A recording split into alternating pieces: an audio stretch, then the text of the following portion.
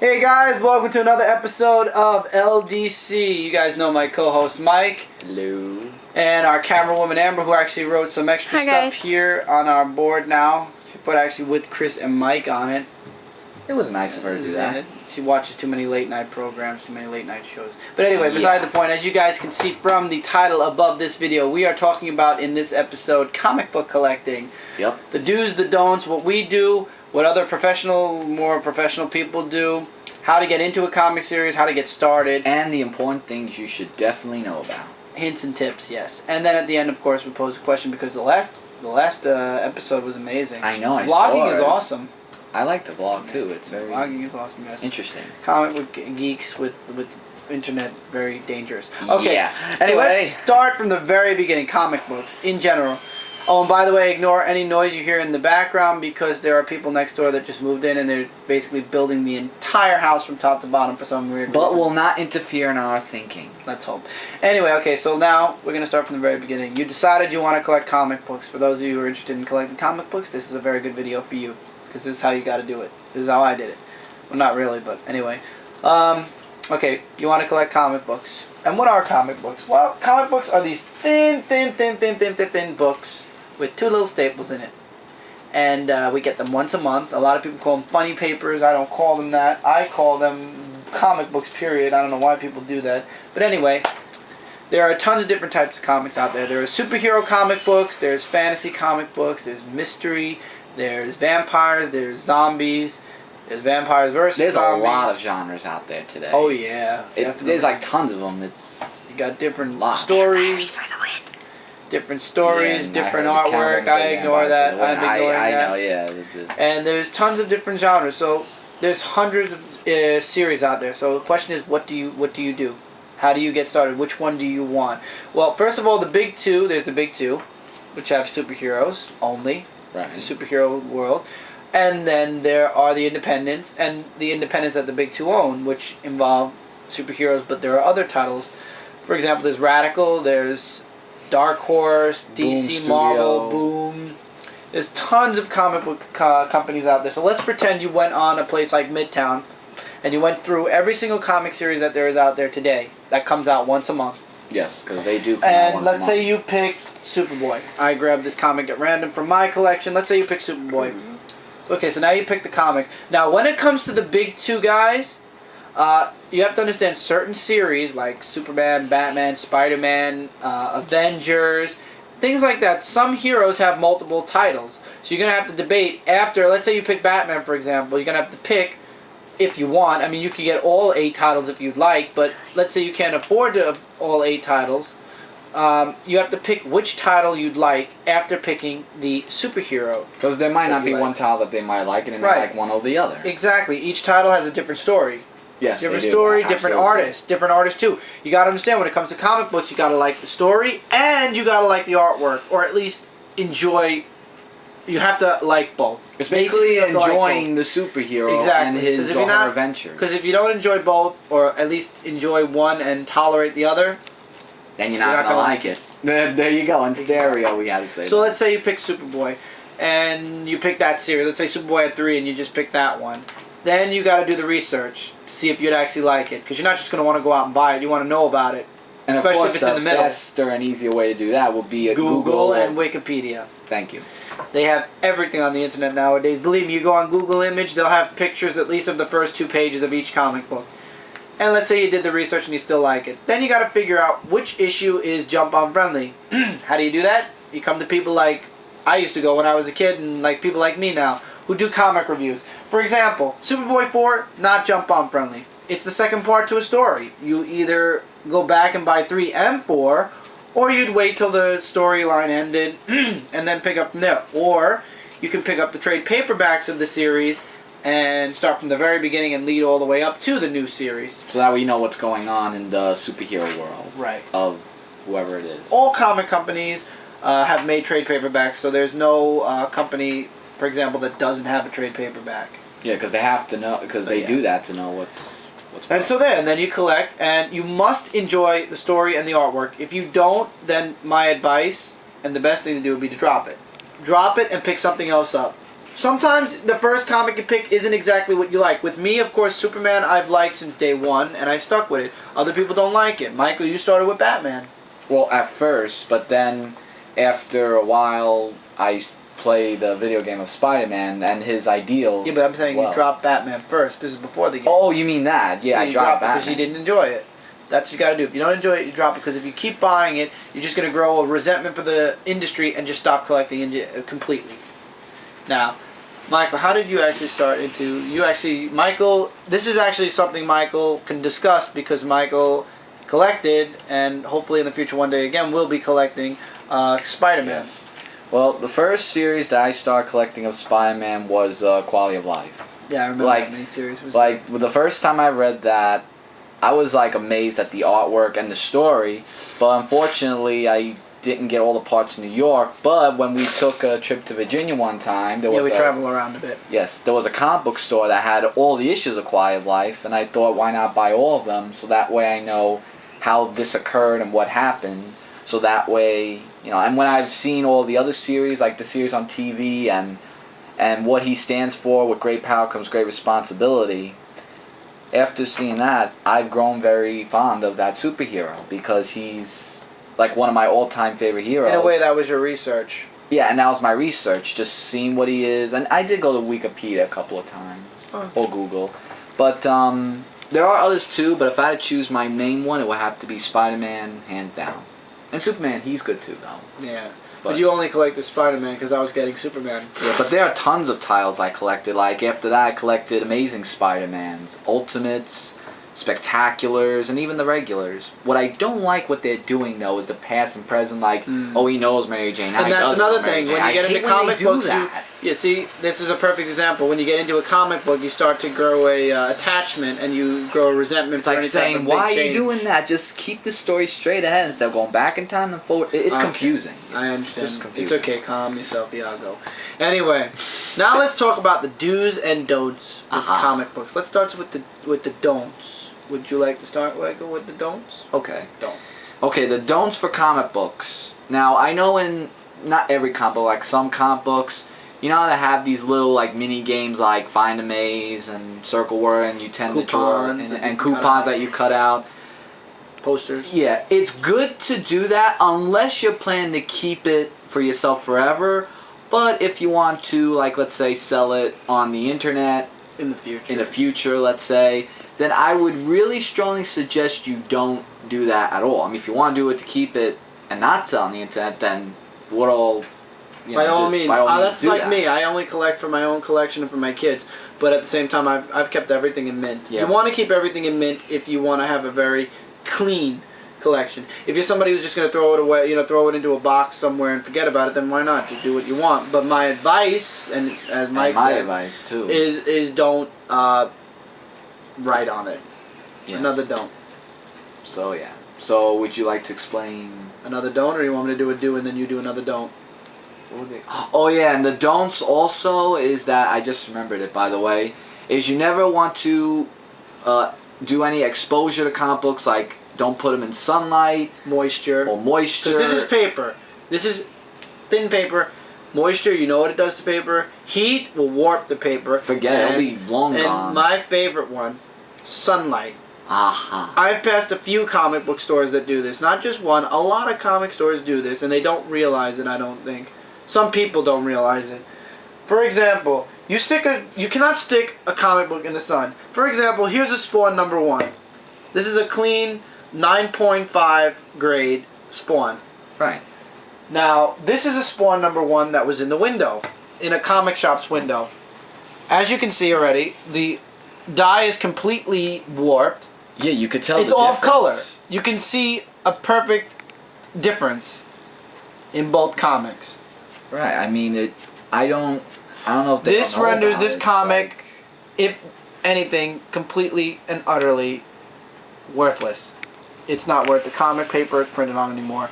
Then again, if a person will sell this to you for like $1, that's about what it's worth. This, on the other hand, is worth whatever it is in a comic. Oh, by the way, there is a book that tells you what each comic book is worth. This comic book would be worth whatever the price was for it. This comic book would not. This comic book would be worth no more than $1. whereas this comic book will be worth a little bit more than that. I don't want to get into comic book pricing, but yes. Yeah, so that's really the don'ts, so keep that in mind. So I'll pass to Chris to do the do's. The do's. The very important do's. If you are going to keep your comic books for a very, very, very long time, you're going to want to do this. I have my latest comic books for this. You're going to want one of these. It's a slipcase, also known to us comic collectors as a plastic. It keeps your comic book safe from any outside interference. Water. You drop water on this, won't wet your comic. Also, for those of you hardcore fans, you're going to want these. A board. See, comic sideways takes a lot of force before you can actually bend it. Whereas comics like this, which have no boards, very easy to bend and easy to destroy. When it comes to me, I really don't like boards because boards are very thick and it makes the stack grow a lot faster. Whereas comics like this, without boards, grows a little bit slower and it takes up a little bit less room. Amazing. So, I prefer no boards, but a lot of people do. It's up to you guys. For me, it's a personal collection that I'll be giving to my kids, same with Michael. So really, I'm not looking to sell anytime soon, which brings me to a new point. CGC. I was just about to say another don't, which I just remembered. What's the don't? Go ahead, you gotta do it. Alright, well the don'ts is that you don't want to put a comic book in one of those. It's like those big plastic things you put it in, and then once it's in there, take it out. Oh, let's get into CGC before you say that. And yeah, you're right. Yeah, like once you put your comic books in one of those plastic things, you can never take it out. You can never read it, and you let can me never explain do what you're talking about though first. CGC. Yeah, CGCing is for people that have comics like what I was just showing, Spawn #1.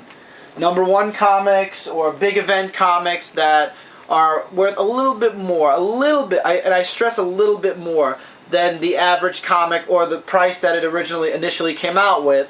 Some people want to protect them more. This is not enough sometimes because see, it's very easy to hurt the comic book. Yeah. So you're gonna want to CGC it. That's a hard knock on plastic. I have a few CGCs, but those things are up on our wall and those things aren't coming down anytime soon. So you want to CGC it.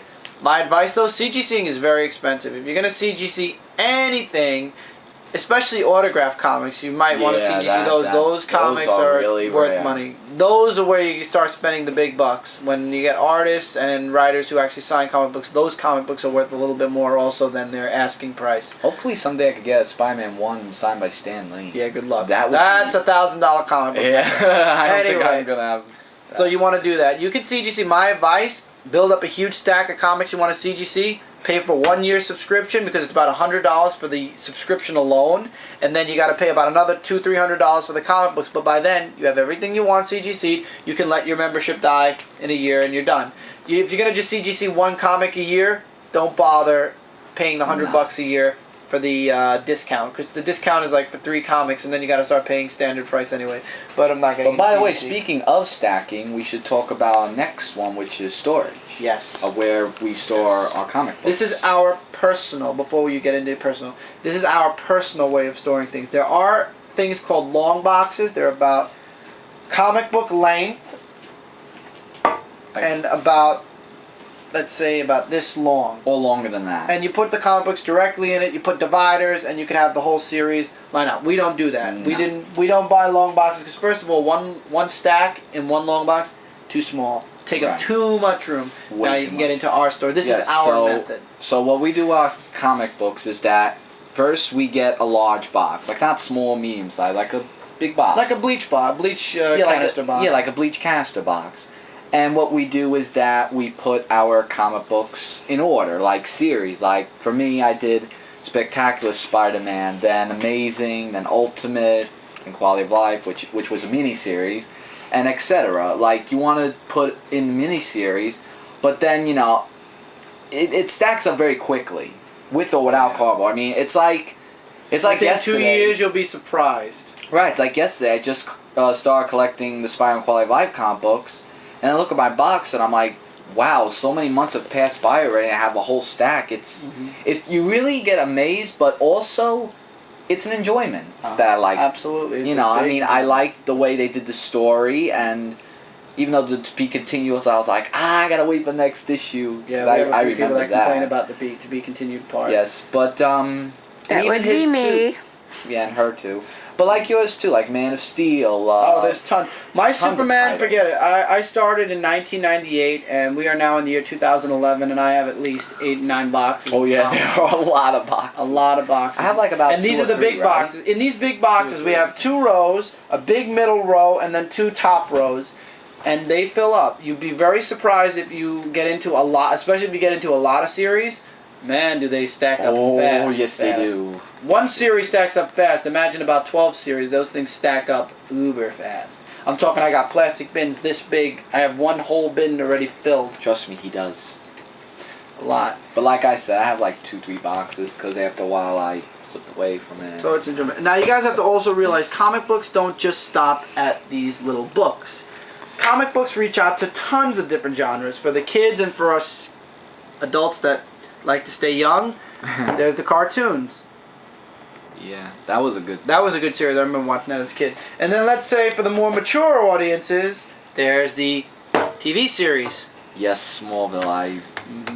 And then we're going to go a step further to a bigger screen, which everybody in Marvel loves. Movies. Lots of movies. The movies do amazing in the big. A lot of people like movies. And then you get people like Kevin, who like to play video games. Games. Batman Arkham Asylum. Really awesome game. Yes, it is.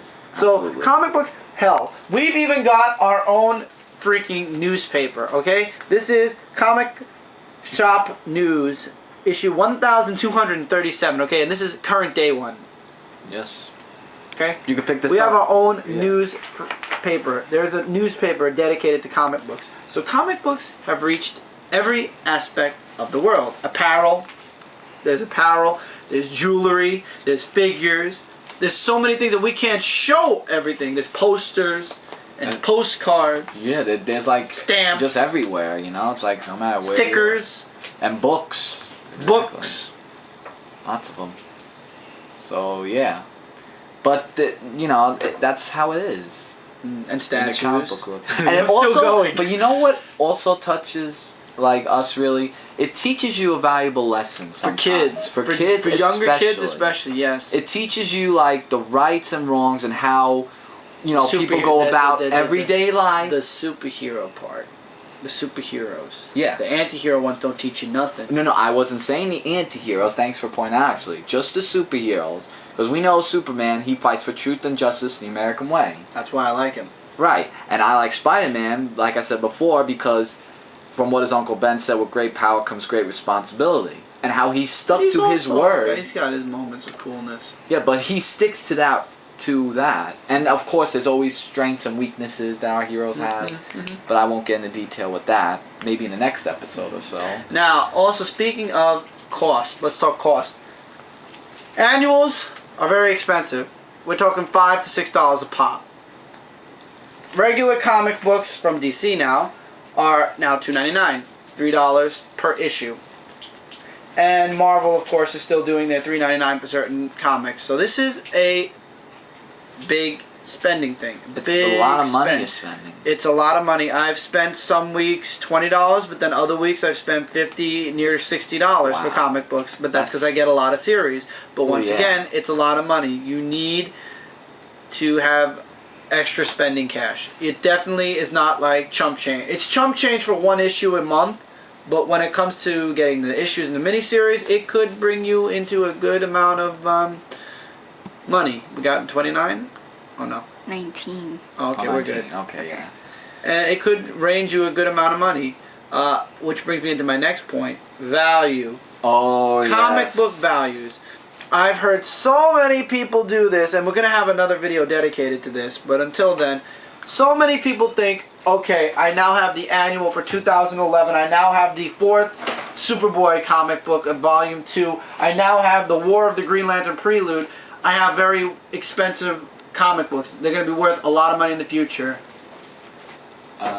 If you are buying comic books because you think they're going to be worth a lot of money in the future, Stan Lee himself said, no, not going to happen unless you get people to autograph the comics, ain't going to happen. Now let's say, for example, you get Stan Lee, who signed Starborn, Soldier Zero, and The Traveler. Those comics are worth $254 due to the fact that it's Stan Lee. But alone, those comic books are only worth the price of the cover, maybe less, because of depending on the condition. Right, like when you collect comic books, you can't just do it for the money. Because then you're not you're not a collector. Then you're just somebody who's going to be a hoarder. You got to enjoy the comic book because comic books they're everything. They could be anything you could ever imagine. I mean, yes, you know, I mean, some people say you know, oh, there's no Superman, oh, there's no Spider-Man, but we believe that from reading the it's comic entertainment. books, it's our entertainment. People like to read books. People like to play games. We like to read comics. Exactly. You know, and at times, me too. I like to read comics and play Exactly. games. But it's really something that's a valuable thing that you should keep for yourself and also to pass down from generation to generation. Definitely, it's something your kids are going to enjoy if they like comics. I was going to say it's something the kids enjoy. But I wanted to just say this. Any comic book that's released from today all the way back to, let's say, maybe the 60s are not worth that much unless autographed, CGC'd, or unless they're a huge event that for some reason has been bought out. Like, there are certain series that are worth money. Maximum Carnage, The Birth of Venom. Carnage, you know, the first appearances and stuff like that are worth money. But if you want to get right down to it, the only reason the comic books from the mid-1930s, when comic books first started, all the way to the 1950s, the reason they're worth like thousands of dollars is because there was a little thing called the World War going on, and all of the comic books that the kids, after they finished reading, they either threw it in the garbage or they donated it to the army. And you know what happened after the army people read it? They got rid of it.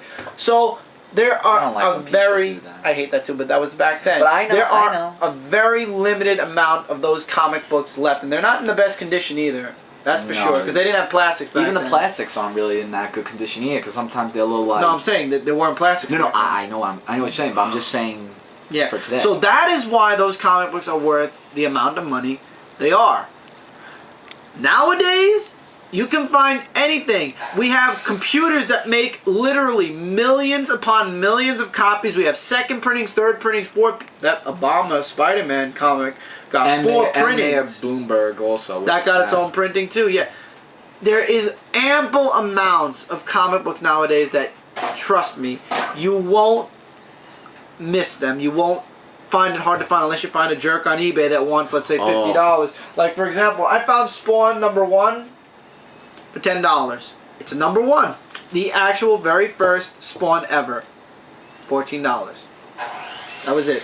That was including shipping and everything at the end. $14. Well, there's always that. Whereas if I went on eBay, they want $50 and $60. Huh? The value of this is worth about $25. That's about it. But oh boy. See, you gotta know where to buy things. You gotta shop around. You can't just go to one place either. You gotta look around and see where the best. Because there may is. be a comic book store that's nearest to them, and they may never know that. They'll be like, "Wow, I didn't know it was autographs." Must have certificates of authenticity. If there's no certificate of authenticity, you don't know if it's a real autograph, I wouldn't recommend buying it. I really wouldn't, but that is up to you guys. But that's my opinion. Now, here's the questions we have for you. How do you take care of your comic books? How many what got you into comic books? What series did you look into? How did you research the series before you bought it? Or did you just blindly buy it? Or what this video that we said have... opinions? Yeah. Definitely are welcome. Allowed. What do you guys think? What is the main important, the do's and don'ts? What tips do you have or hints do you have as far as collecting comic books? And please don't say, Chris, you need to start using cardboards, okay? Yep. I don't use But like cardboards. I said, you could comment below this video, or you can message my brother's side, which is this one, Dark Adventures 86, or my individual side, which is Dude Rock 18, for those who don't or don't Let know us know how you collect. Let us know. Yes, absolutely. I'd like to know too. Yeah, send us hit us up on the comment box. Let us know that you're watching. Tell us how you collect. Heck, you could surprise everybody and email me. Which is... Moving along. I'm not even going to say my site. I was saying they could surprise everyone. So let us know what you guys think. Let us know what you guys are collecting. How you guys take care of your comic books. How you like this episode. If we missed anything, if we missed out on saying something, let us know. Comment below, because I'm sure by the time the camera goes off, I'm going to remember 1 or 2 things that I forgot to mention. Same here too. So we will see you guys in the next. So that was our comics. LDC of episode 2 of our topic, comic book collecting. And we'll see you guys in the next Let's Discuss video soon. Alright, later guys. Later.